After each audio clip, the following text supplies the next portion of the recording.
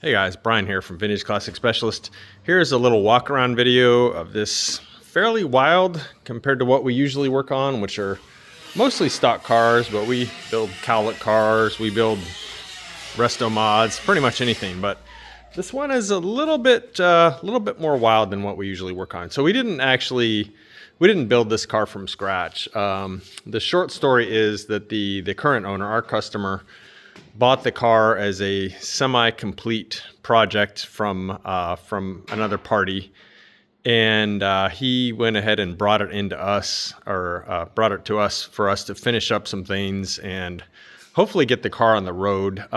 We weren't quite able to achieve that goal because the car is on an air ride system. It's an old system from air cooled, which apparently they have discontinued, and looking at the system I can kind of tell why, but the system right now has some leaks in it. It won't lift the back of the car, the front of the car. The air system there seems to kind of bind, and if you kind of help it, it can lift the car, but if the car is down on the ground, like aired down all the way, it won't lift it up. It's kind of a mess, honestly. But the owner and a buddy of his who's familiar with airbag systems and VWs, they're going to try and tackle that part of the project. So let me talk about what we actually did on this car then.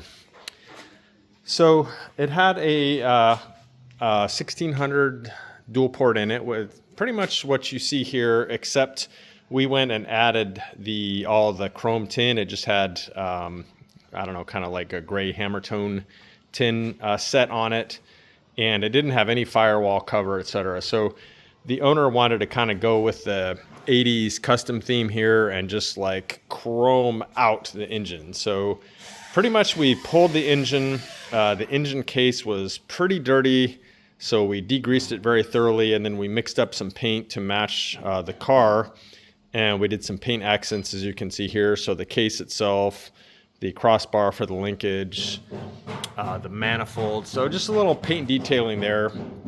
And then installed a stainless steel louvered firewall, again, kind of going with the whole 80s thing. And then a whole new chrome tin set.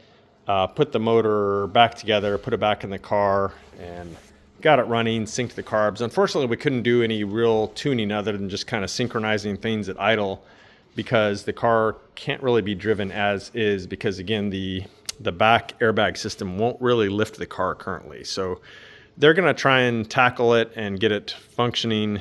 If they're not able to, the car will probably come back to our shop and we'll just install like a nice static suspension set on it, and then he'll be able to enjoy the car. But I wish them luck. Maybe they'll be able to figure it out. I hope they can, because it'll be airbags aren't really for me, but they're kind of cool. I kind of get it, pulling into a show or whatever and like dropping the car on the ground. Hardly anything looks cooler than a Beetle that's like laying on the ground, slammed out with some chrome Fuchs and stuff like that. So, yeah, I sincerely wish them luck in getting it to work. If not, we'll be happy to take care of it for them. So other than the engine and chroming it out and paint detailing it, we completely rewired the car. The original wiring in it was pretty much a complete mess, and then it was missing a speedometer and just a bunch of stuff like that. So pretty much we rewired the at least the stock portion of the car, and I'll show you guys that. It does have and I'll show you guys that also. It does have a very large stereo system in it, and somebody wired in the stereo system, I guess the builder, so my customers, the person he bought it from, they wired in the airbag system and the stereo, and we just left that alone. It seems to work, but what we did though was we did the stock wiring, which you can see there. We made all neat and tidy. We love wiring here. I always say that, and it's really true. We really enjoy wiring and trying to make things look all organized and neat. Probably more so than when they came to the factory. But yeah, we rewired the car, at least the car part of the car. So again, not stereo, not airbag system. Rewired it all from scratch. Got everything working. So that was kind of another big thing we did on the car. The car, as you can see, the turn signals are shaved. I should mention the car is a 62, by the way. I don't think I mentioned that earlier. So turn signals have been shaved from the front. So what I did is I actually wired in the city lights now flash like turn signals on the front, and you can see them pretty well, actually. Even when the headlights are on, they show up pretty well. So I'm pretty happy with how that came out. Another major thing we did on the car was finish the interior. So when the car came in, it had basically door panels, it had the sliding sunroof, it had the carpet on the tunnel and on the heater channels here, but nothing on the floors. And then it had this rear area here with this giant speaker, and you can see the company who built it. I guess they're called Loops, their logo and so on. And here's part of this enormous stereo system in this car. There's speakers everywhere. So they did a really good job on the stereo install. I guess I'm assuming that Loops did it, or I don't know, maybe they had it done. I don't really know that level of detail, but one way or another, they did a really good job of fabricating all these panels and stuff like that. You can see up in here, actually very nice fit and finish on all that. And then it's basically like a Bluetooth head unit right here to control everything. But anyway, as far as what we did, our customer provided some full power BMW seats, which were black and had headrests. So we found a vinyl material that is a very close match to the sort of charcoal that was existing on the door panels.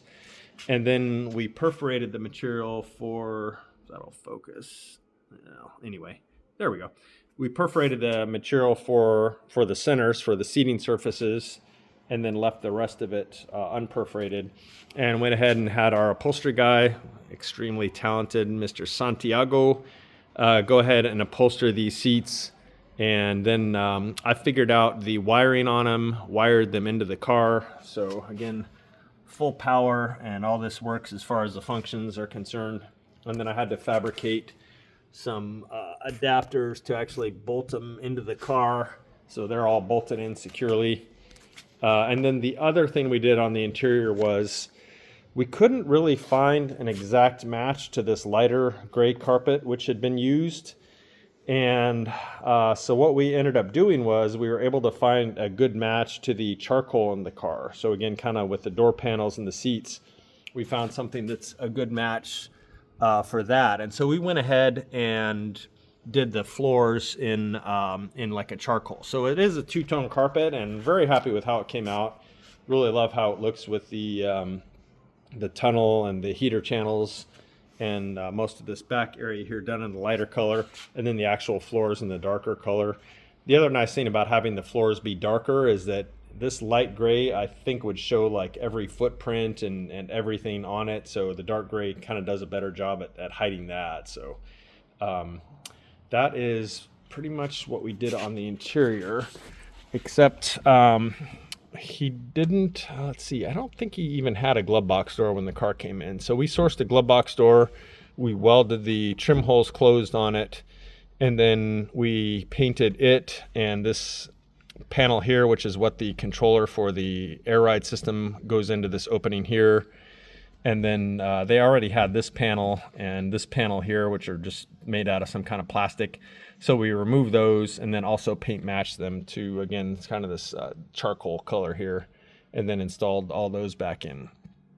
And then also the car did not previously have a fuel gauge, so we went ahead and put a VDO fuel gauge in and sender.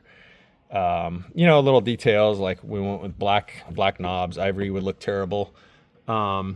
These sun visors pretty much are only available in like an off-white, so we picked up some high-quality vinyl paint from our upholstery supplier and painted those also in the matching charcoal color. I just installed those this morning along with a inside rear view mirror.